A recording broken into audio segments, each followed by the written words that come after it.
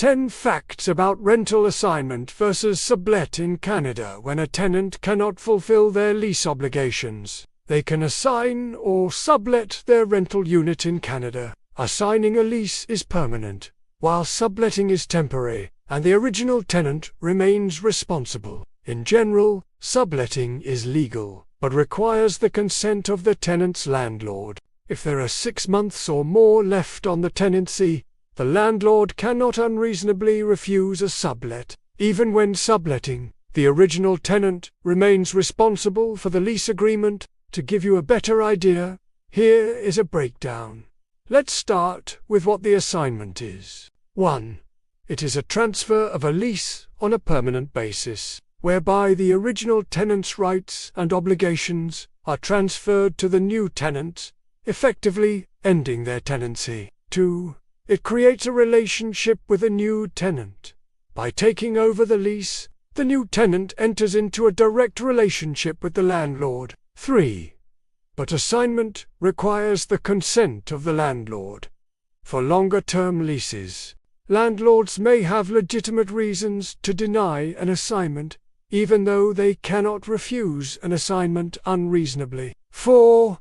Here, the interest does not revert, meaning a tenant who has been assigned a unit typically does not have the right to return to the unit, whereas, if we turn our attention to the subletting lease, by definition, subletting is a fixed term that gives the original tenant the right to return after the sublease period ends. It has some of the following key aspects in Canada. 1. When original tenant rents out the unit temporarily to after a new sublease agreement has been signed, in which case the subtenants enter into separate lease agreements with the original tenants. Here, it is very important to clarify the point that still the original tenant has responsibilities to pay rent and maintaining the property. Here is, of course, with regard to the payment of rent, the subtenant typically pays the original tenant, who then pays the landlord. 2. However, a subtenant has the right to quiet enjoyment of the unit as a safe and habitable living space, in addition to enjoying the amenities specified in the sublease contract. 3. Subletting requires a tenant's prior written permission from the landlord before subletting, in which landlords can't arbitrarily or unreasonably deny the request. 4.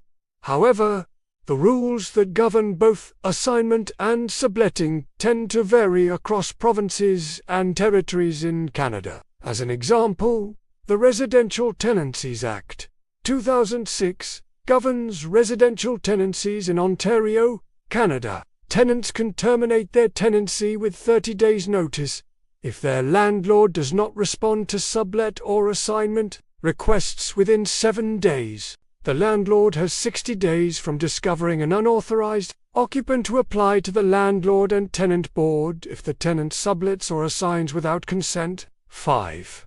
Here it is important, before you decide to sublet, you should check your lease agreement to see if any subletting provisions are included. 6.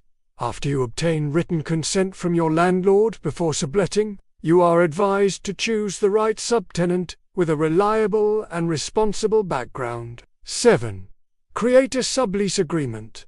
An agreement clearly outlines the sublet's terms and conditions for both the tenant's and subtenant's responsibilities. 8. After you decided amount of the payment of rent, you should also determine who is responsible for utilities during the 9. Finally, outline and share the information about how the security deposit will be managed, if one is required. Finally, to summarize, in both cases, it is crucial to obtain the landlord's written consent before assigning or subletting.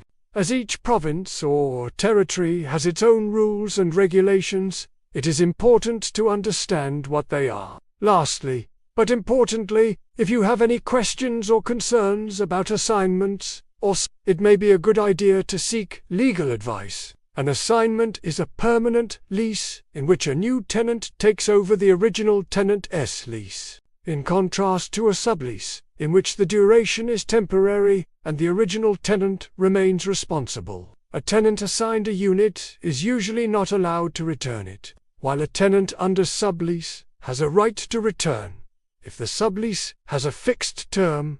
Thanks for watching. For more resources like this, please subscribe to my YouTube channel, Hager Media, Hager Media.